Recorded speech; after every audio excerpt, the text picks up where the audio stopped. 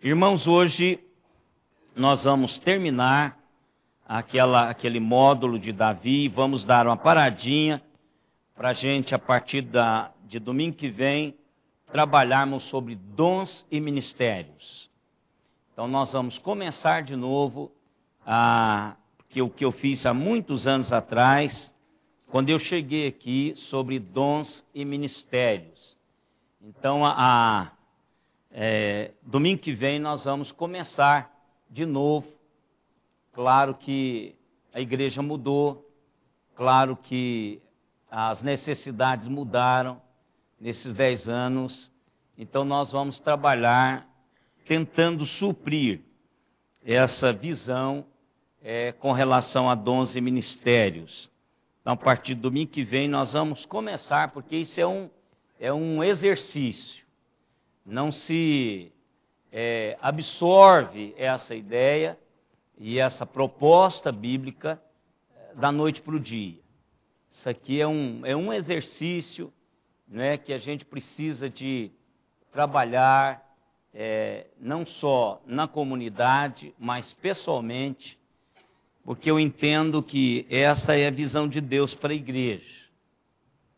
A igreja do Senhor, ela é formada, construída através de pessoas diferentes, e que essas pessoas formam uma realidade diferente em cada comunidade.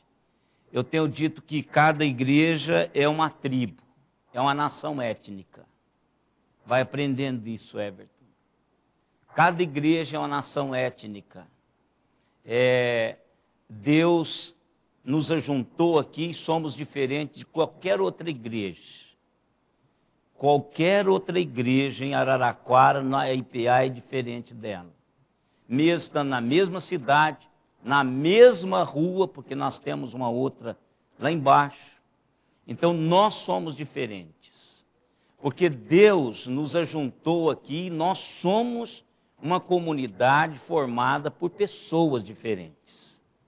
Não significa que o mesmo ministério que eu faço aqui vai dar certo na segunda ou na terceira da mesma rua. Não dá. Há uma espinha dorsal, que esta é uma realidade bíblica.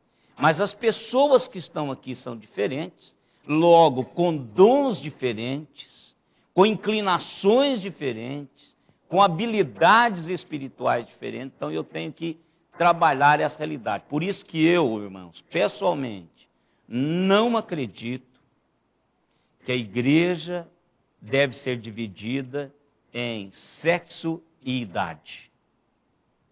Não é assim que o Senhor dividiu. Não é UCP, UPA, adolescente, mocidade, o PH e SAF. Não foi assim que Deus dividiu a igreja dele. E todas as igrejas que estão crescendo, elas não são divididas assim. Eu não acredito, porque isso é divisão de sexo e idade. Não leva em conta o dom da pessoa. E aí ela tem que entrar nesse caixote, porque se ela não entrar nesse formato, ela não faz nada na igreja, mesmo tendo o dom para fazer. Então a visão que eu tenho é esta visão. Agora, há algumas pessoas que gostam de trabalhar na visão antiga. Então, enquanto eu estiver aqui, eu vou sustentar isso. Voltar é ser retrógrado. Quando eu cheguei aqui, não tinha nada, nenhuma dessas entidades aqui, dessas sociedades. Então, foi um campo bom para trabalhar, e eu acho que é um dos motivos porque a gente desenvolve. Eu tenho a minha leitura pastoral sobre isso. Mas enquanto eu estiver na liderança da igreja, como pastor, eu vou manter essa visão, porque eu acredito que essa é a visão de Deus para a igreja. E não a que está aí, cheia de caciques. Gente mandando para tudo quanto é lado. Aqui nós somos todos servos, servindo a Deus com os nossos dons. Nenhum é superior ao outro. Todos estão interligados. Isso é que é bom. não tem chefe nessa igreja aqui. Quem é diácono está servindo o seu dom diaconal. Quem é presbítero está servindo o seu dom como presbítero, docente ou regente. No meu caso, eu sirvo como presbítero docente, mas existe o mané, que é um presbítero regente. Ele ajuda a igreja a desenvolver a igreja na administração da igreja. Então, cada um exercendo o seu dom. É assim que eu vejo, para não ter conflito e não ter cacique. Cacique na igreja é um problema muito sério.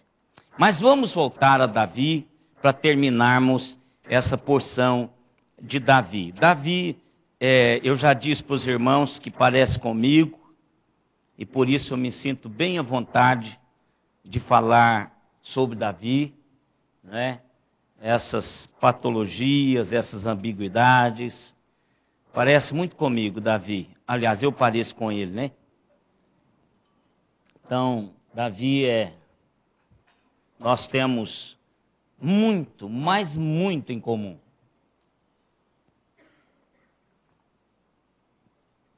Por isso que eu me entendo, e entendo Davi quando eu leio, e procuro aprender com Davi.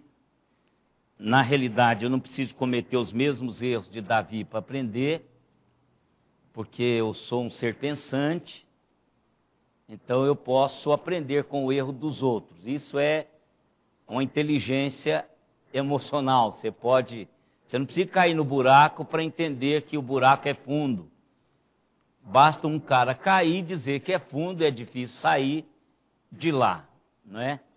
Então são coisas que a gente consegue fazer isso. Essa semana, eu não sei quem mandou, acho que foi Maria Setúbal, porque ela é uma das minhas informantes do que acontece, principalmente em Brasília. Mas diz que um camarada, eu não sei bem, né, como foi lá, mas ele estava correndo e ele teve que passar pelo meio de um cemitério. Aí ele caiu numa das covas. E eu imagino, como ele não conseguiu sair, era uma daquelas covas que faz todas aquelas gavetas lá, né? 1, 2, 3, 4. Eu imagino que seja isso. Então ele caiu, tentou sair, não conseguiu. E aí ele disse, eu vou ter que ficar por aqui até amanhecer, e eu peço ajuda, deve ter um coveiro por aqui. E aí ele pegou a blusa dele, encostou no cantinho e vou dormir aqui mesmo, né? E nisso ele levou um susto, porque outro caiu lá também. Aí o cara tentou. Aí ele no cantinho assim diz assim, quem cai aqui não sai nunca mais. Aí o cara saiu, né? Então o cara assustou e foi embora. Mas eu não preciso de cair para aprender que é dolorido o pecado. Então Davi tem ensinado profundamente ao meu coração, e por isso eu me sinto assim muito em casa, e às vezes eu até brinco, dizer assim, Davi, vamos conversar um pouquinho, senta aqui, eu fico aqui no teclado, a gente vai batendo um papo aqui.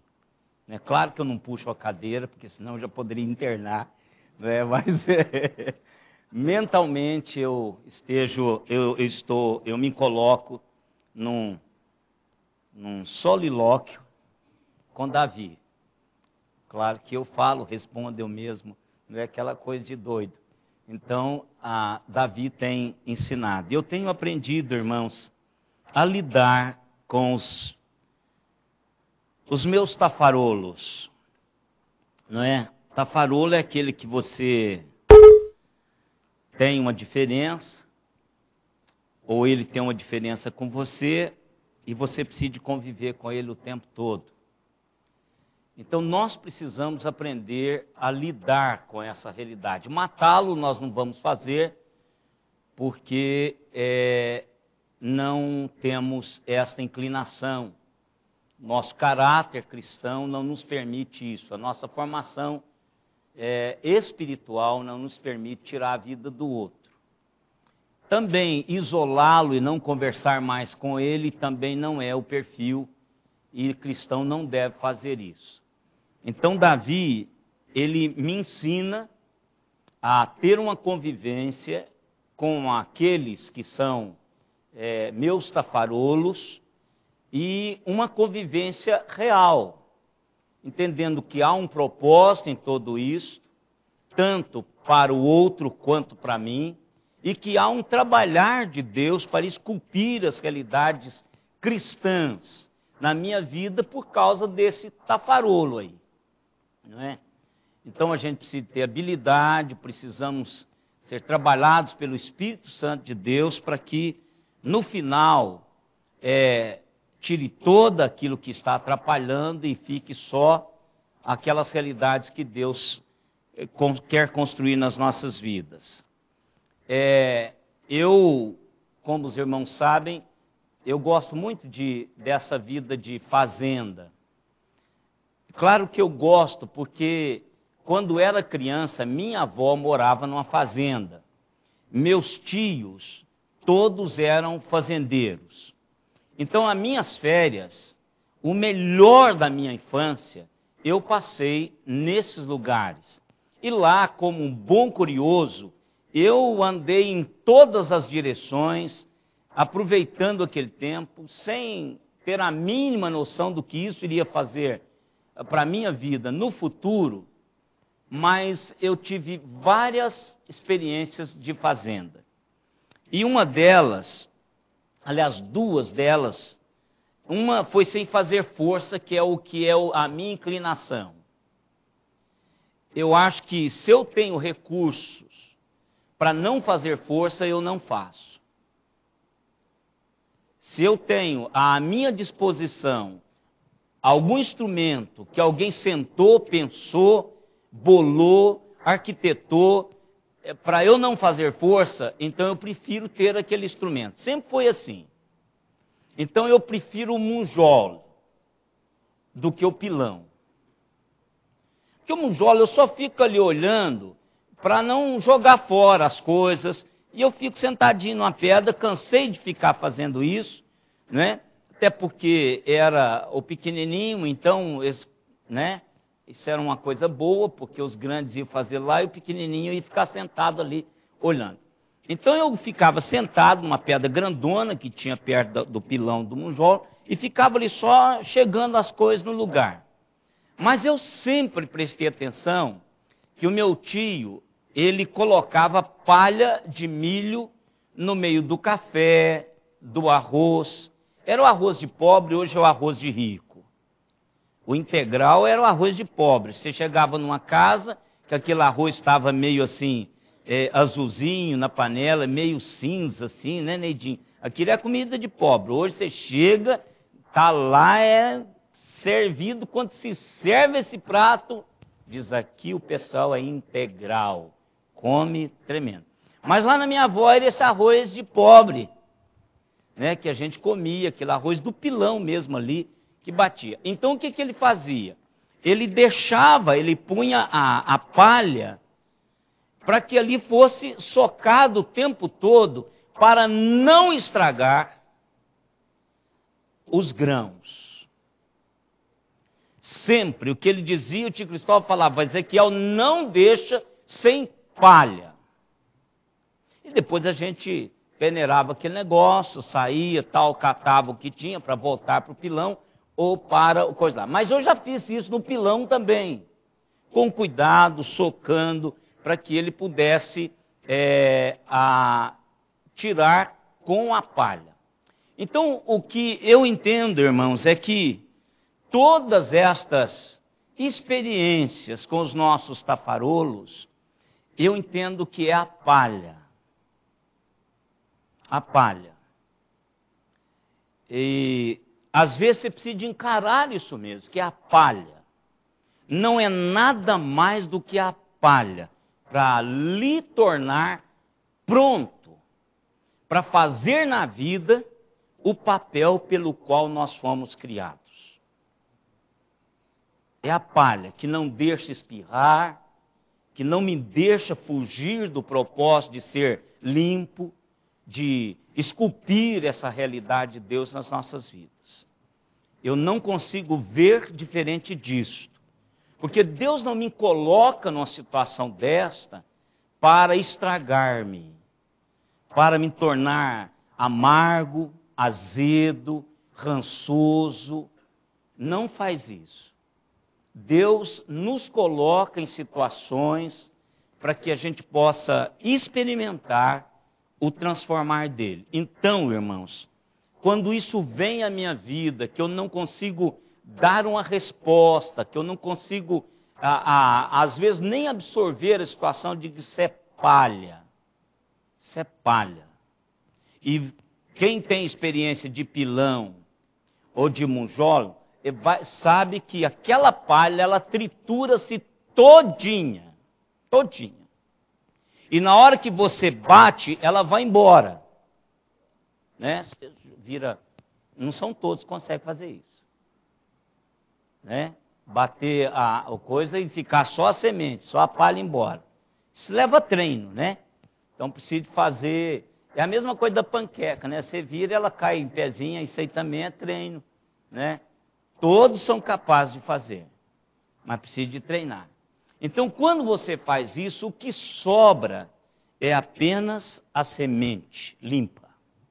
Então, essas pessoas que infelizmente e felizmente elas existem. Infelizmente, porque nós não gostaríamos que elas estivessem no nosso caminho. Infelizmente. Mas felizmente, porque elas estão no nosso caminho, logo nós nos tornaremos aquilo que Deus quer que sejamos. Ninguém quer dificuldade, irmãos. Nós, por natureza, nós queremos cortar as dificuldades das nossas vidas. Ninguém quer dificuldade. Por exemplo, você já viu motoqueiro arriscar a vida,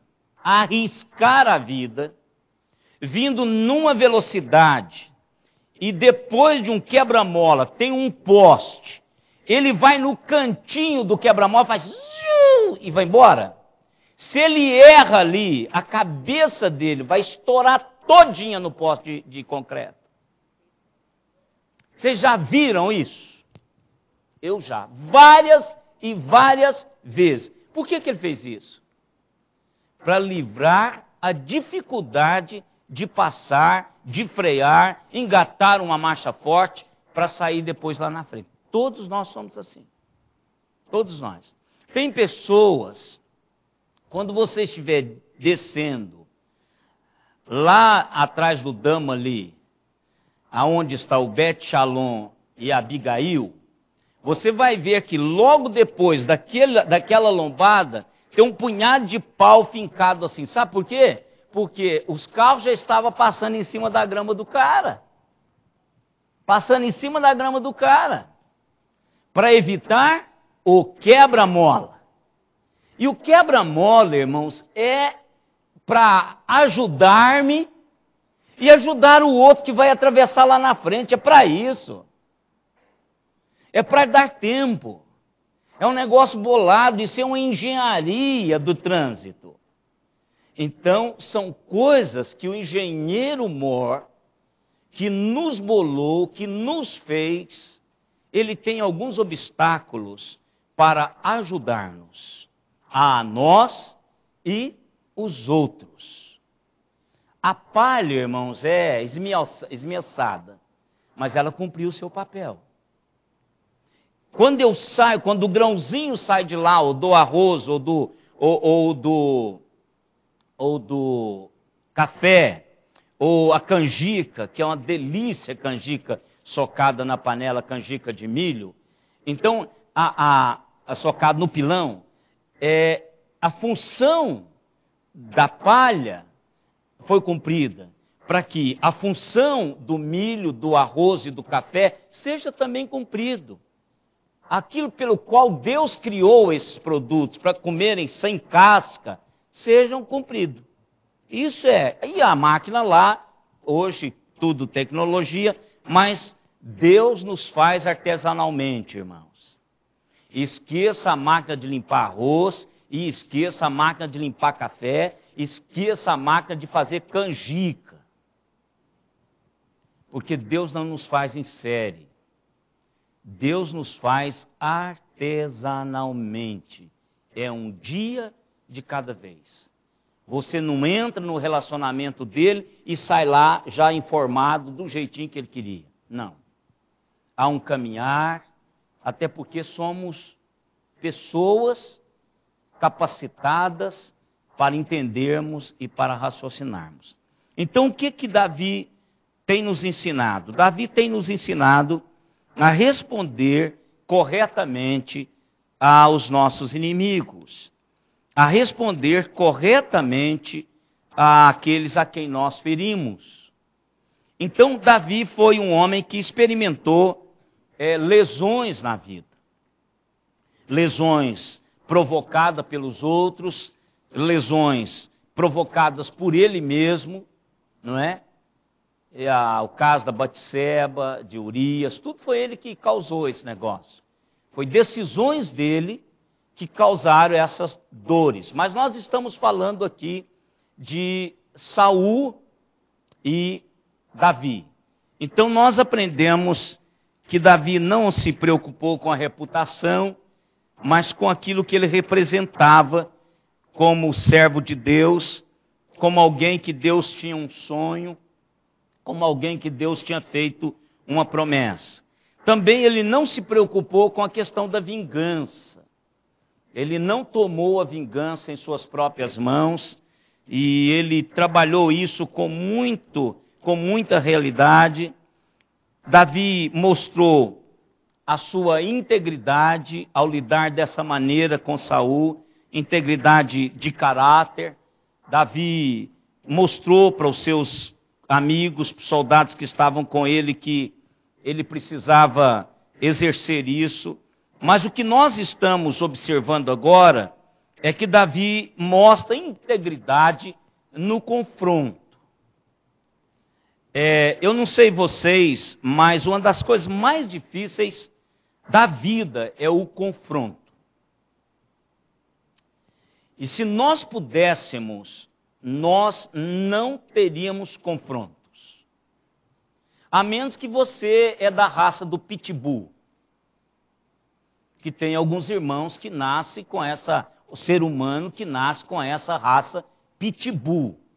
Apontou para ele está brigando, né? Descendentes de italiano, misturado com português, gosta de uma briga tranquilo, né? E várias outras raças misturadas, aí faz igual pitbull, né? Então, é um negócio tremendo. Abel morou na Itália, né? Eu tenho uma sogra que é filho de italiano, né? E conheço vários outros.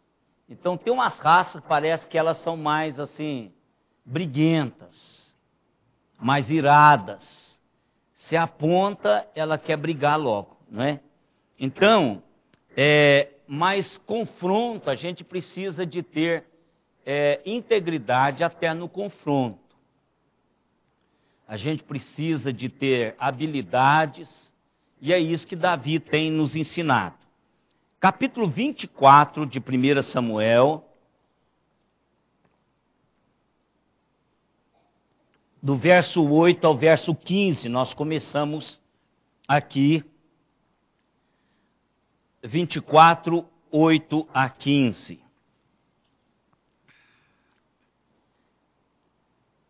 Eu tenho falado, irmãos, para o Everton e para os outros seminaristas, principalmente os nossos, de que uma coisa boa, irmãos, é pregarmos pregarmos o esboço do Espírito Santo.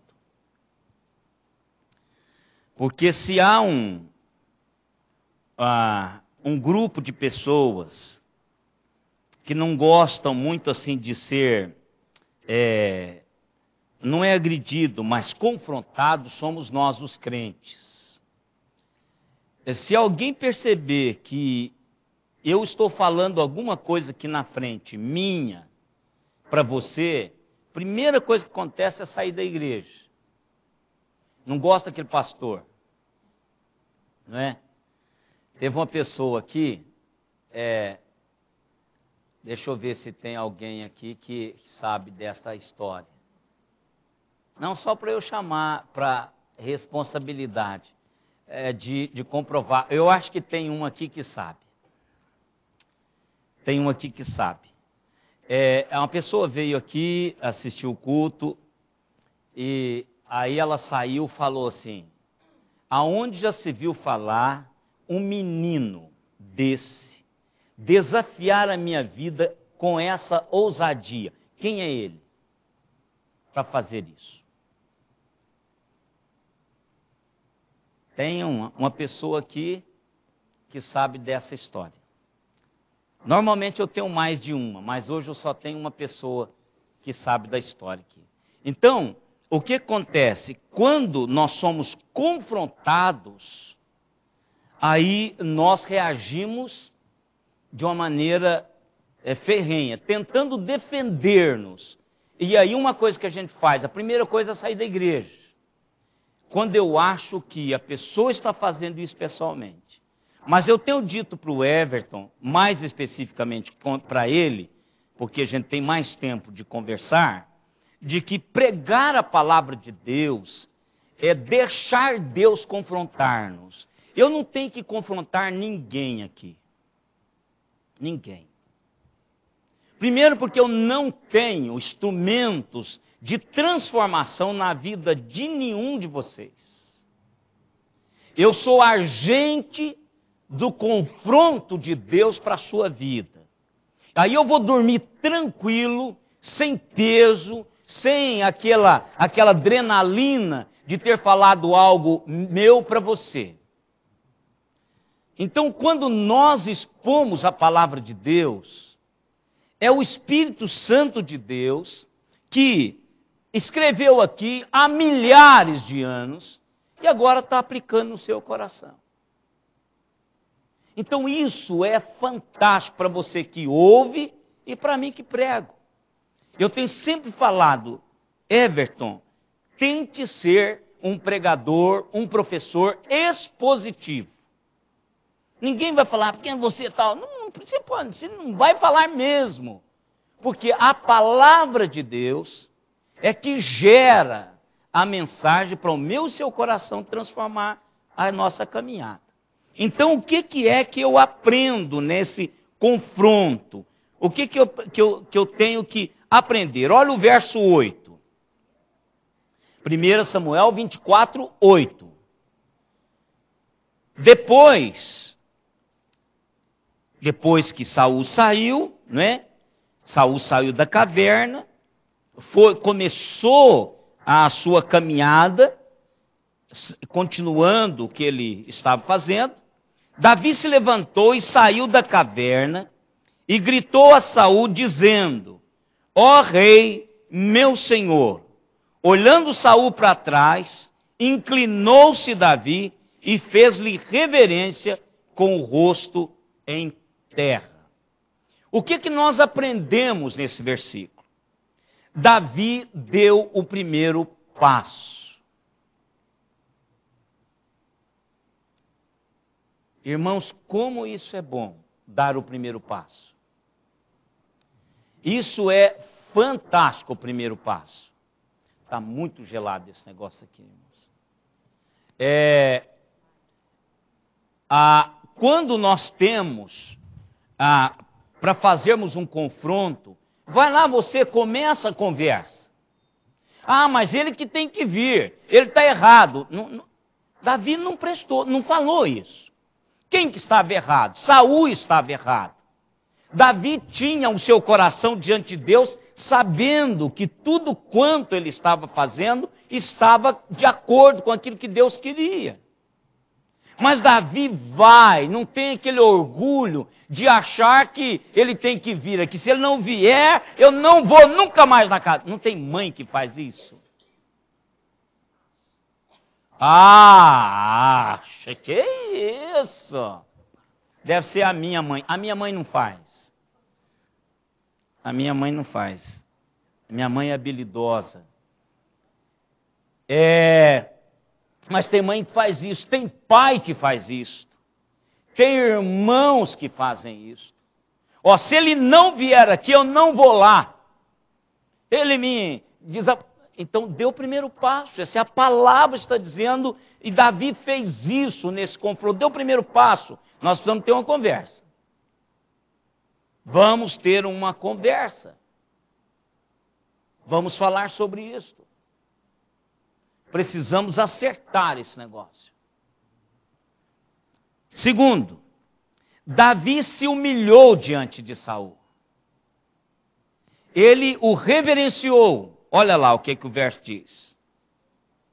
Ele diz, ó rei, meu senhor.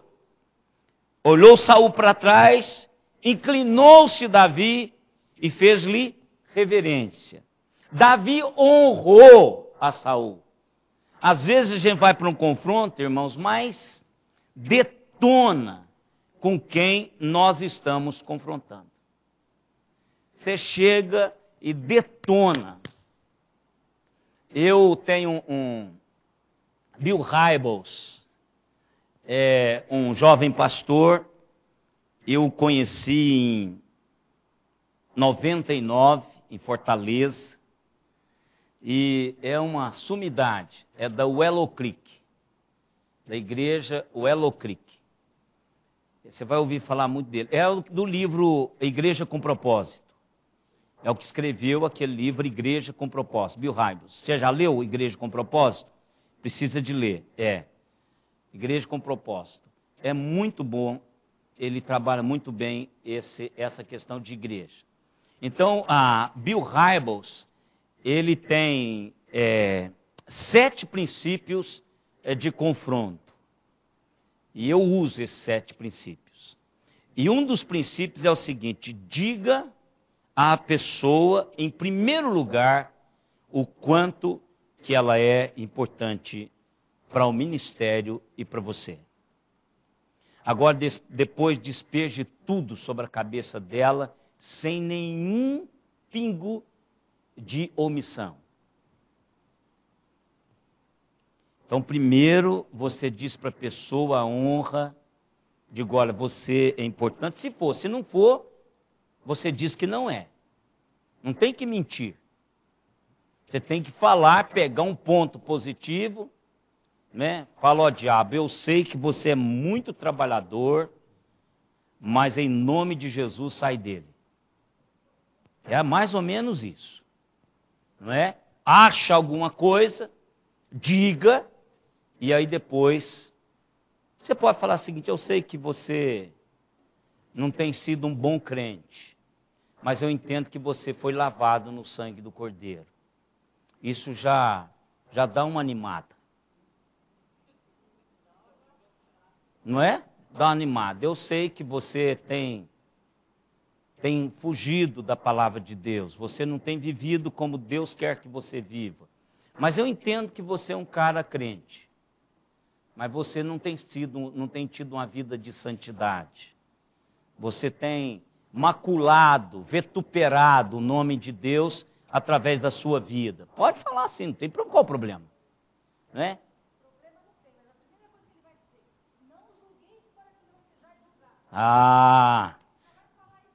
E aí eu digo assim, meu irmão, mas o mesmo texto que você está usando aí, a mesma Bíblia, diz assim: pelos frutos conhecereis a árvore. Então, os frutos que você está dando, eu não preciso nem de julgar, todo mundo está vendo, ele já está fedendo, está podre. Você vai levantando o nível. Não é verdade? É uma discussão, é um confronto entre crente. É um confronto entre crente. A Bíblia, sim, ela tem que ser o paradigma da discussão. Então vamos discutindo e vamos trazendo a Bíblia para resolver isso. Não é a Rebeca com princípios lá que ela precisa ter. É um confronto bíblico de crente. O que foi, minha irmã? Não, é um confronto. Não é? É um confronto. Então a primeira coisa, faz isto. A segunda realidade, que está do verso 9 ao verso 11, disse Davi a Saul: por que dás tu ouvidos às palavras dos homens que dizem, Davi procura fazer-te mal? Os teus próprios olhos viram hoje que o Senhor te pôs em minhas mãos nesta caverna, e alguns disseram que eu te matasse, porém a minha mão te poupou, porque disse, não estenderei a mão contra o meu Senhor, pois é ungido de Deus. Olha, pois, meu pai, vê aqui a orla do teu manto na minha mão. No fato de haver eu cortado a orla do teu manto sem te matar, reconhece e vê que não há em mim nem mal nem rebeldia, e não pequei contra ti, ainda que andas à caça da minha vida para me tirares. Primeira coisa, Davi falou a pura verdade sobre a situação. Não tem que puxar sardinha, irmãos, tem que falar a verdade sobre a situação. E não tem uma máxima aí que contra fatos não há argumentos? Não tem, irmãos. E crente, ele tem que ter o Espírito de Deus. E quando você olha com ele fulminando no olho dele, ele não tem como voltar atrás. Ele vai dizer para você, ele vai desabar. Então fale a pura verdade. Davi colocou a situação. Davi, inclusive, falou da sua parcela de culpa. Olha, não é só você, há um outro lado, eu também. Eu não deveria nem ter tocado na sua veste. Mas ele queria um pedacinho para guardar, um memorial. Eu poderia ter lhe feito muito mal, e não fiz. Mas ele colocou isso. Eu nem sei o que ele fez com esse pedaço. Ele deve ter jogado esse negócio fora, porque nunca mais ele aparece com isso. Então, Davi fala a pura verdade sobre o que ele fez. E devemos confessar a nossa parcela de culpa na situação. Sempre temos, irmãos. Nunca o outro está sozinho. Nessa interação, nós sempre temos uma parcela. Uma palavra que foi dita, que não deveria ser dita. Uma batida de porta com maior vigor que foi feito, que não deveria ter sido feito. Então, nós temos a outra parte. Porque, infelizmente, esse equilíbrio na hora que o negócio pega fogo é muito complicado. Né? Aí o homem velho aparece e aí o capeta dança nessa coisa. Né? Porque intriga é dele, mentira é dele, separação é dele, não é de Deus esse negócio. E todas as vezes que nós temos essas reações, pode ter certeza que ele aproveitou a chance e está entrando para valer nessa situação. Quarto lugar, do verso 12 ao 13. Davi se compromete a fazer a coisa certa. Davi se compromete a fazer a coisa certa. E o que nós aprendemos aqui? Que Davi estende perdão. Olha lá, 12 a 13. Julgue o Senhor entre mim e ti, e vingue-me o Senhor a teu respeito, porém a minha mão não será contra ti. Dos perversos procede a perversidade, diz o provérbio dos antigos, porém a minha mão não está contra ti. Decide fazer a coisa certa. Olha, eu estou entregando para o Senhor e vou deixar Ele fazer o julgamento dessa situação entre mim e ti. Agora, uma coisa eu vou fazer. Não vou mover a minha mão contra você. a coisa certa a ser feita. Entregue ao Senhor e decide fazer a coisa certa. Eu vou deletar esse negócio da minha vida. Davi estava correndo um risco aqui, porque ele não sabia o que estava acontecendo no coração do outro. Mas Davi sabia também que o outro tinha um conhecimento do Deus que Davi servia. E ele não era doido, porque Saul já sabia que Davi seria o rei de Israel. Assim como Davi não matou a Saul, muito menos a partir desse momento Saul vai matar Davi. Pode ter certeza, aqui a coisa dá uma... Lá na frente dá mais uma intrigazinha, mas isso é próprio de quem está perdendo o trono. Mas a realidade é esta. Eu vou fazer o que precisa ser feito e vou estender um compromisso de fazer a coisa certa. Verso 15, 14 e 15. Nesse meio tempo, um dentre os moços de Nabal o anunciou a Abigail. Não, está errado. Que é isso?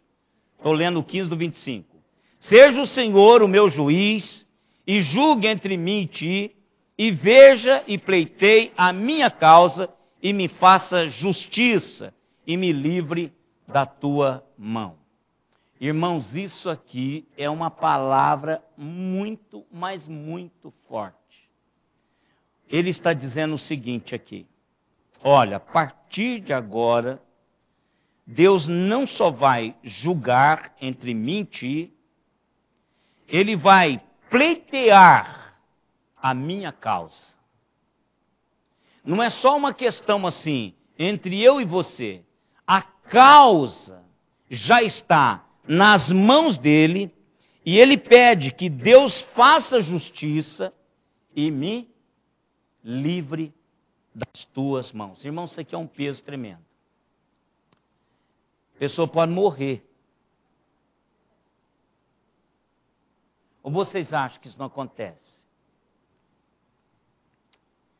Eu fico assim pensando sobre a Venezuela. Cara com 58 anos de vida. Muito novo. Morreu. Morreu.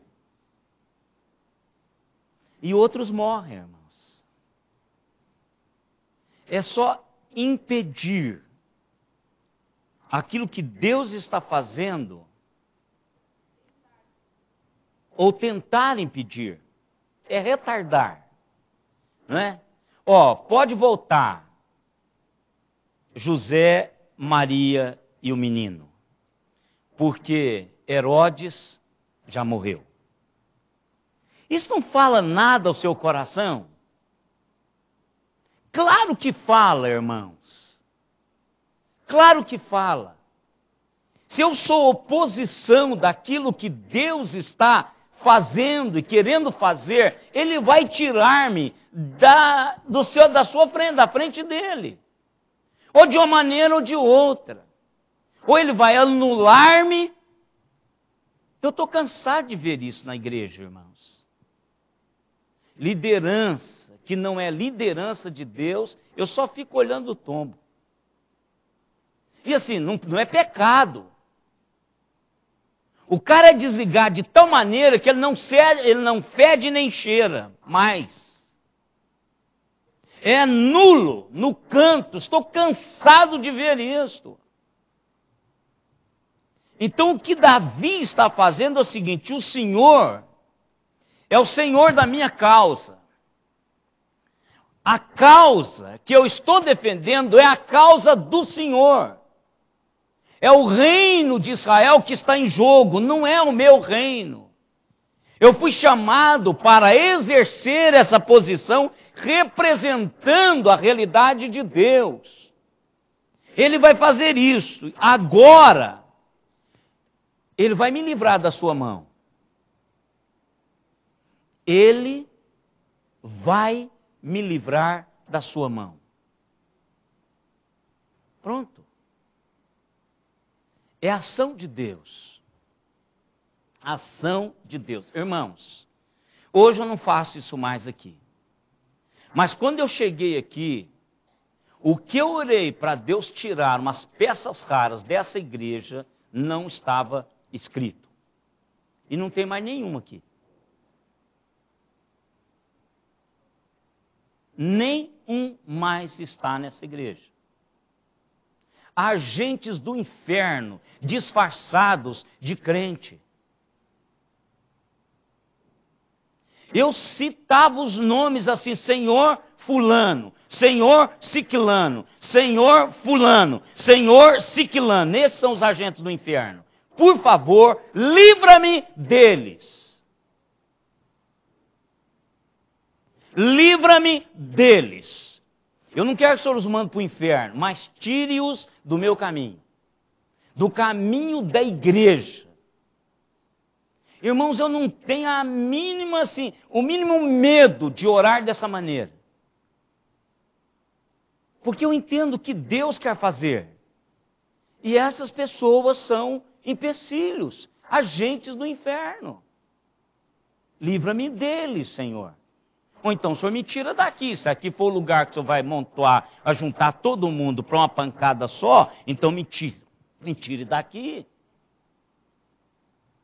Porque às vezes Deus faz isso, irmão, junta tudo para dar uma pancada só. Gambá cheira gambá.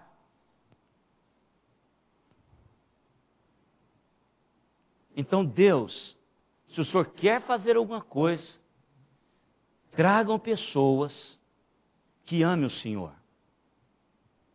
Que amem o Senhor. Que amem a tua palavra. Que busque transformação de vida. Que quer fazer alguma coisa significativa para esta cidade e para esta igreja. O que Davi está dizendo para Saul é exatamente isso. Davi está dando a Saul a perspectiva que ele tem de Deus. A perspectiva que ele tem de Deus. Ontem eu comecei a assistir um filme, agora ultimamente eu só começo a assistir.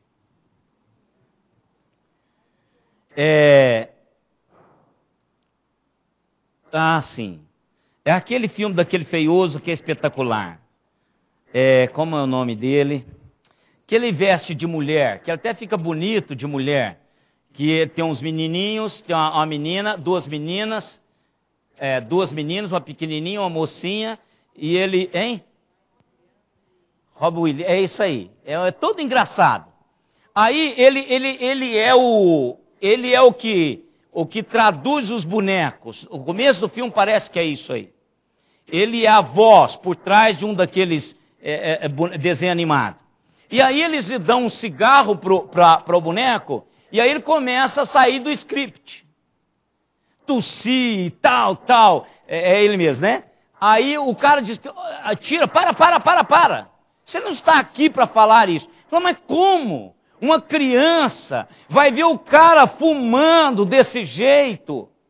Como que eu vou deixar passar isso? Então é a mesma coisa de eu dar um punhado de massa de cigarro para as crianças e falar, fume, pessoal.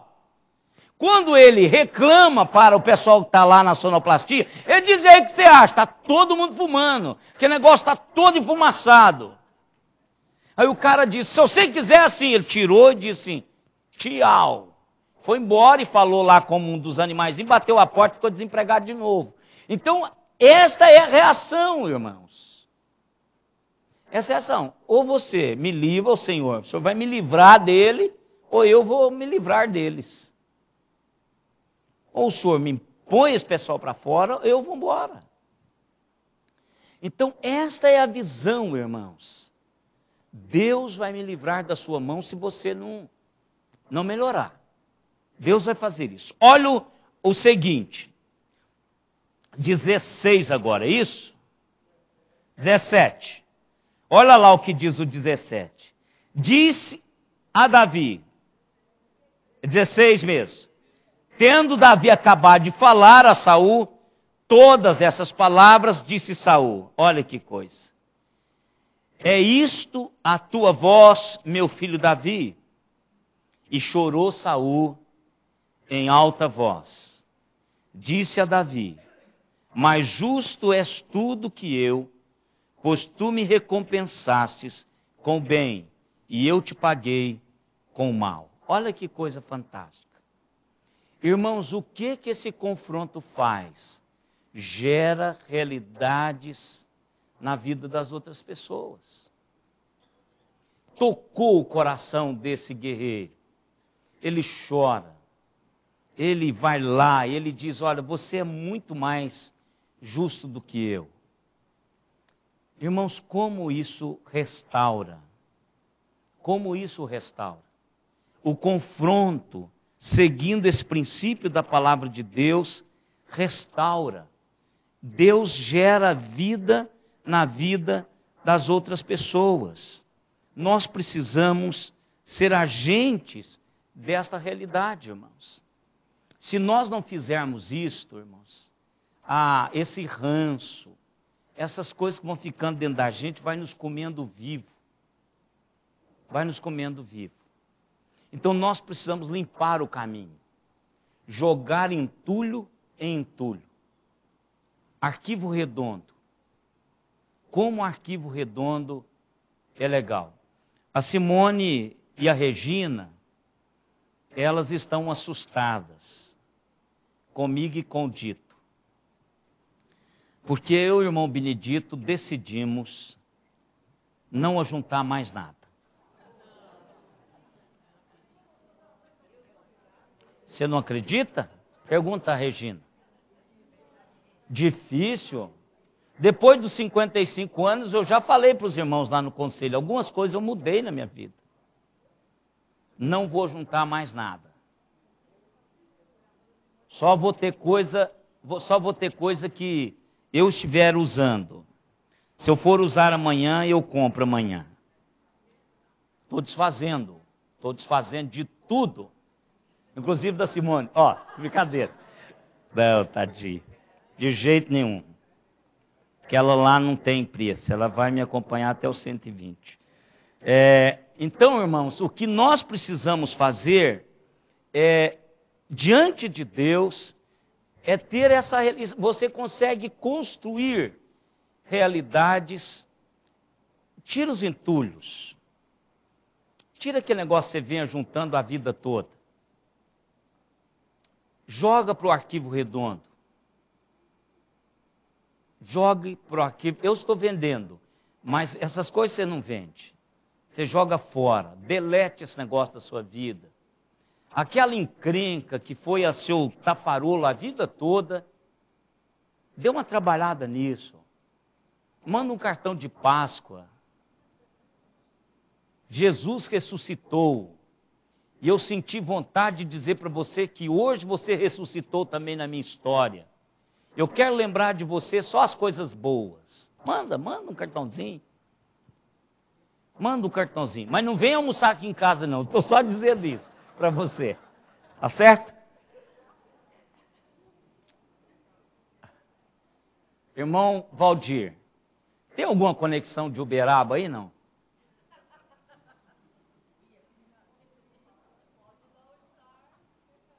Tem não? Não tem nenhuma daquelas que o senhor não está pegando também, né? Nunca. Hein? Hein? Não, Recife tem problema. É o Flávio, ele conhece a minha vida lá. Eu nunca vi a minha mãe, nunca em todos esses 55 anos, fugir de um confronto. Nunca vi a minha mãe fugir de um confronto. O irmão Benedito é prova disso. Não, quem foi comigo foi o Francisco, não foi o irmão Benedito. Ele é o andarino comigo, mas dessa vez foi o Francisco. Eu cheguei com meu pai para almoçar na minha mãe, ela não estava. A minha mãe não sai de casa, exceto para ir à farmácia e supermercado. A minha mãe estava na casa da vizinha. Sabe por quê? Porque meu pai estava comigo. Nunca Em quase 30 anos de separados, eu vi minha mãe fugir de encarar o meu pai. Nunca, mas dessa vez ela fez. Eu falo, rapaz, foi melhor eu decidir aos 55 do que aos 85, que é o caso dela. Então eu acho que ela disse, eu não vou ver esse cara mais. Não tenho ódio, porque ela não tem mesmo. Ela manda até docinho para ele, biscoito. Mas eu acho que ela diz assim, eu não vou mais olhar para ele. Eu acho que 30 anos depois, o negócio ficou assim, né? Mas acerte. Mas você não precisa de convidar a pessoa para... Somente se você não quer mesmo. Não precisa de convidar para almoçar em casa. Mas coloque o seu coração diante de Deus. Senhor, não tem mais nada. Não vou carregar esse peso. Tem peso. Você não vê mais, nunca viu mais, não faz mais, mas você carrega essa bagagem fedida nas costas. Então diga assim, olha, é ressurreição, Jesus ressurgiu, e eu quero dizer para você que eu deixei você nascer de novo na minha história. Agora, eu não vou convidar você, pelo menos por enquanto, para vir almoçar aqui em casa. Diga, irmã Araceli. Pode, até 2. São crentes, minha irmã. Eu acho que a minha mãe já agiu bem, receber ele 30 anos em casa sem falar nada. Perdoou, mas ela não... É difícil, não quer. Não, ela aceita. Foi a primeira vez, irmã Araci. Foi a primeira vez que ela fez isso. Eu acho que ela definiu que não quer olhar para ele mais. É um direito dela. É assim. Ela não fala mal dele de jeito nenhum. Não fala. E quando eu vou lá, mesmo assim, quando eu vou lá, ela está assando um pão de queijinho lá, aquele biscoitinho de polvilho que a Simone faz. Depois biscoitinho de queijo, ela põe 2, 3 ali no saquinho. Eu levo e falo, a mamãe mandou para o senhor. Ela não tem isso, mas eu acho que ela deu um... principalmente, olha, deixa eu dizer aqui, principalmente que agora ele quer morar no fundo da casa dela.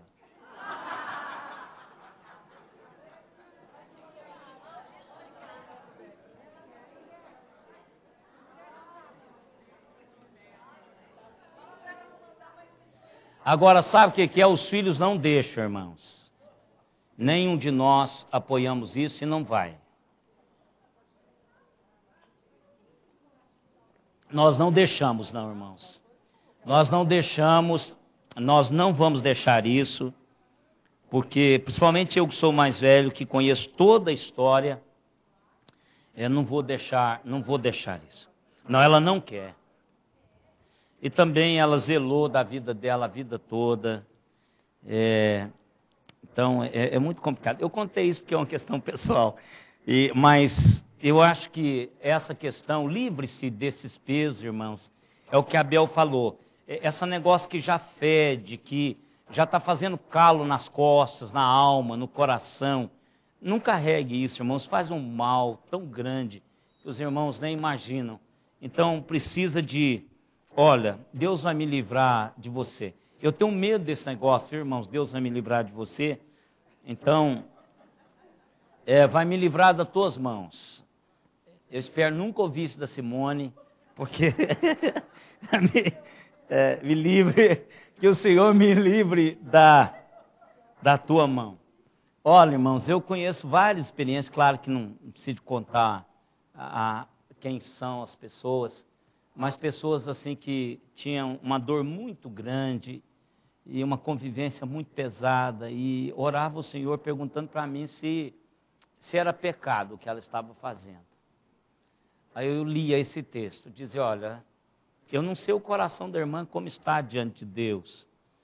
Eu sei que Davi não estava falando para Saul morrer. Eu acho que o que Davi estava dizendo é o seguinte, eu não aguento mais o peso de ficar escondendo o Senhor, correndo do Senhor. Deus vai me livrar da tua mão, eu tenho certeza disso. Então ela orava isso e não deu outra. Então são coisas assim que a gente tem que orar com consciência diante de Deus, porque senão o negócio pega. Vamos lá, o 17. Não, 17?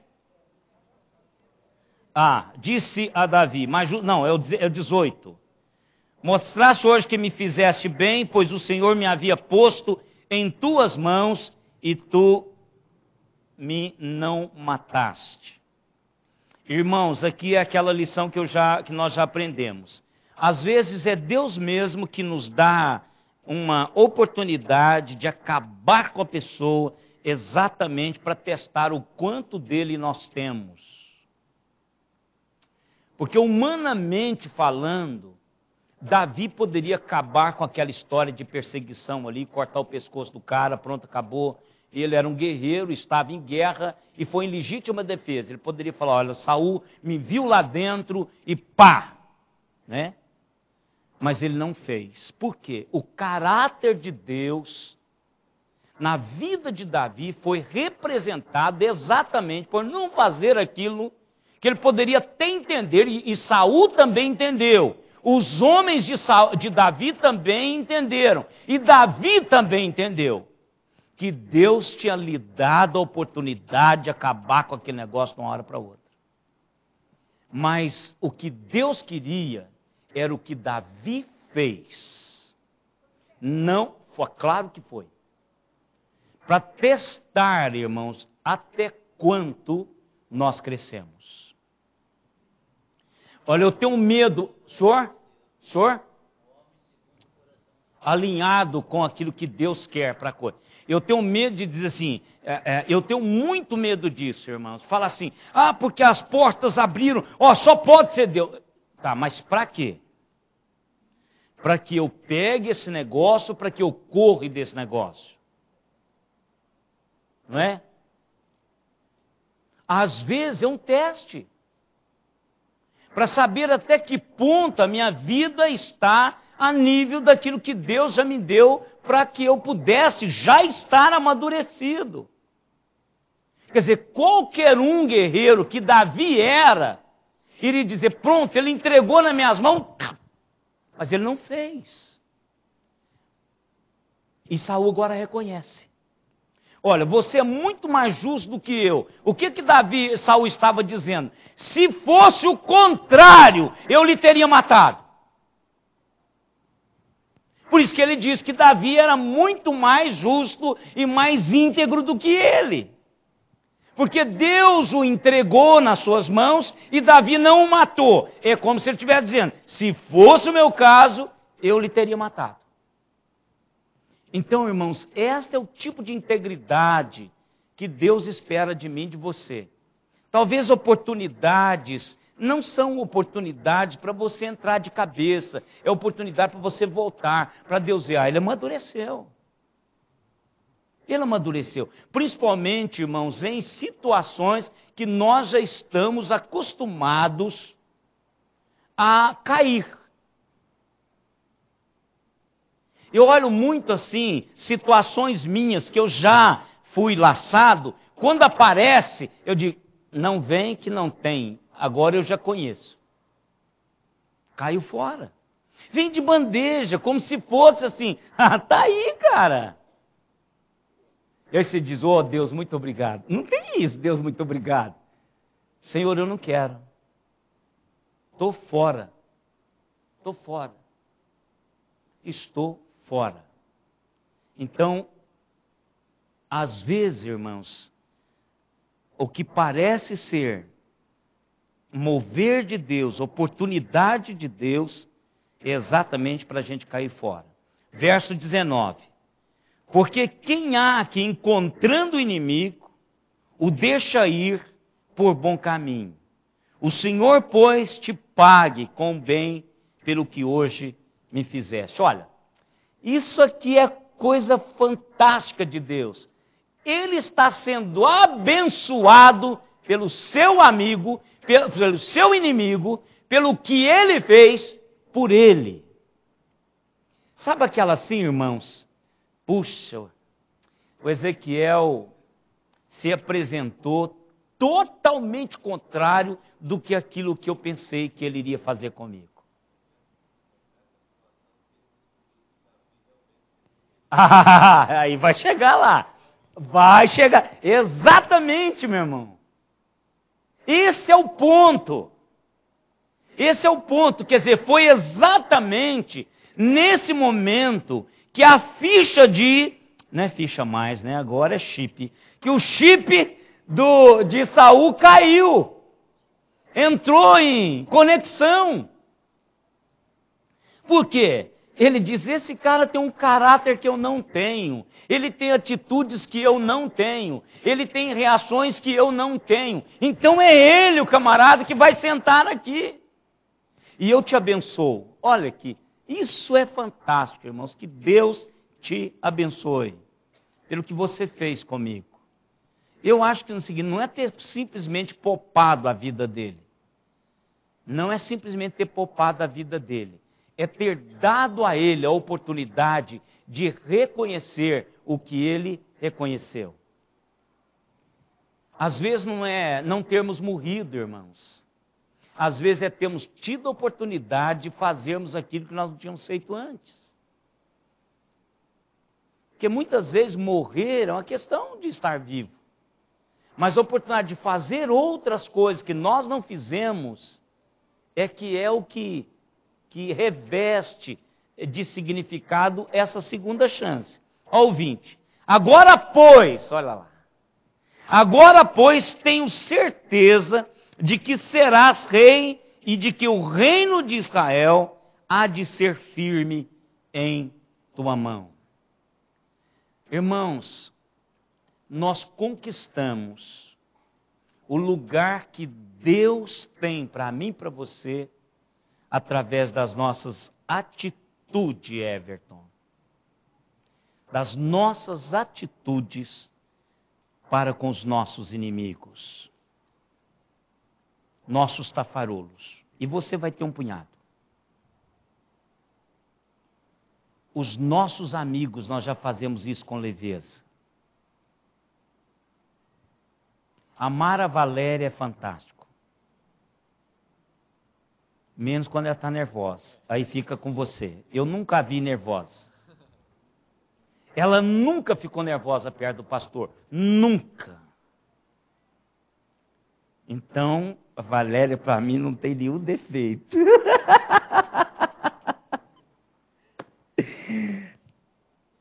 Mas o seu inimigo é diferente. É diferente, ele está o tempo todo querendo arrastar. Então, aí ele diz, agora eu sei, o lugar que ele vai ocupar é pela ação que ele fez. Olha o 21. Portanto, jura-me pelo Senhor que não eliminarás a minha descendência, nem desfarás o meu nome da casa de meu pai. Então jurou Davi a Saul, e este se foi para a sua casa. Porém, Davi e os seus homens subiram ao lugar seguro. Olha, irmãos. Não foi almoçar. Cada um foi para o seu lugar. Agora, uma coisa, irmãos. Olha a convicção que Saul sai desse confronto, que poderia ter sido um confronto de morte, um confronto de destruição, de vingança, de reputação. Irmãos, nós saímos vitoriosos desses confrontos quando fazemos única e exclusivamente aquilo que Deus quer que façamos. E às vezes, irmãos, é para reatar a amizade, para construir aquilo que Deus quer construir. Irmãos, olha, o reino de Deus é maior do que eu e vocês. Eu posso me chatear por uma noite, 2 noites, 3 noites, uma semana, um mês, mas logo passa. Todos nós temos o poder, Deus nos deu esse poder de esquecer as coisas. De esquecer as coisas. Eu falei com a Simone essa semana, eu achava que nunca mais eu iria ter problema nos meus dentes. Mas eu estou com a periodontite violenta. E os dentistas que sabem o tanto que esse negócio dói. Dói, parece que todo trigêmeo está ligado aquele único dente que está com problema periodontal. Eu falei, gente, como é que dentista consegue sofrer esse negócio? Mas não tem como fazer, tem que tomar anti-inflamatório, esperar esse negócio resolver, para depois mexer aqui. Então, muitas vezes, irmãos, a gente acha que não vai, mas vai. Espera que pode chegar um momento que você vai ter a oportunidade de construir esta realidade.